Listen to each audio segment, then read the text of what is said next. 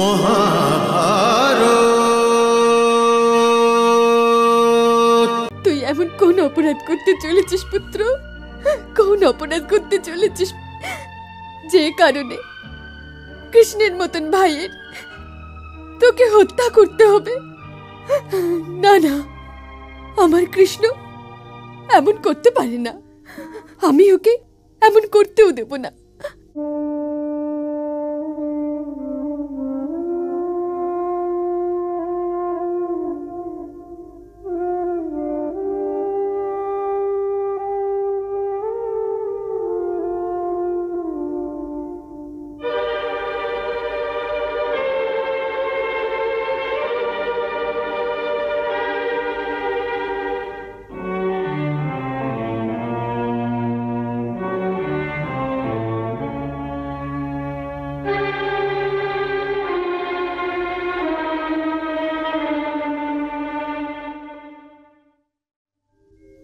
কি হয়েছে পিসি?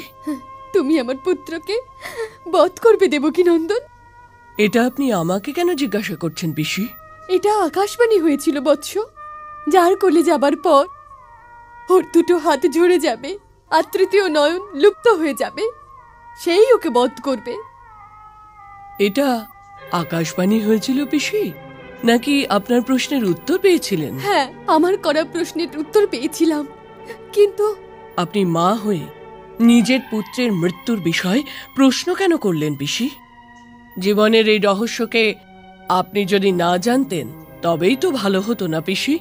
তবে কি তুমি সত্যি সত্যি ওকে বধ করবে? যদি করতেই হয় তবে তো করতেই হবে, তাই না পিসি? আর আকাশ কখনো মিথ্যা বলে না। এতটা কঠোর হয়েও না পুত্র, ও তো তোমার ভাই হয়। তোমার কি ওর উপর দয়াও হবে না? দয়াই তো আসবে পিসি, আর দয়াই তো করব। এটা তো কোনো দয়াই নয় বৎস। একে মোক্ষ বলা হয় পিসি, মোক্ষ। আমি এইসব কিছুই জানি না। আমার তো কেবল এইটুকুই জানা আছে যে ও আমার একমাত্র পুত্র, আর তোমারই হাতে ওর বধ হতে চলেছে। আমাকে একটা বর দাও পুত্র, আমাকে একটা বর দাও। আমি তোমার কাছে হাত জোড় করছি। এটা করবেন না পিসি, তোমার কাছে এটা করবেন না। আমি অপারগ, অপারগ। যতক্ষণ তুমি বন্যা দিচ্ছ পুত্র, ততক্ষণ এই অভাগী মায়ের হাত এইরকমই জোড়া থাকবে, এইরকমই জোড়া থাকবে। কি বর চাইছেন আপনি? কেবল একটা, যে আমার পুত্র যখন কোনো অপরাধ করবে তখন আমার মুখ চেয়ে ওকে ক্ষমা করে দিও পুত্র।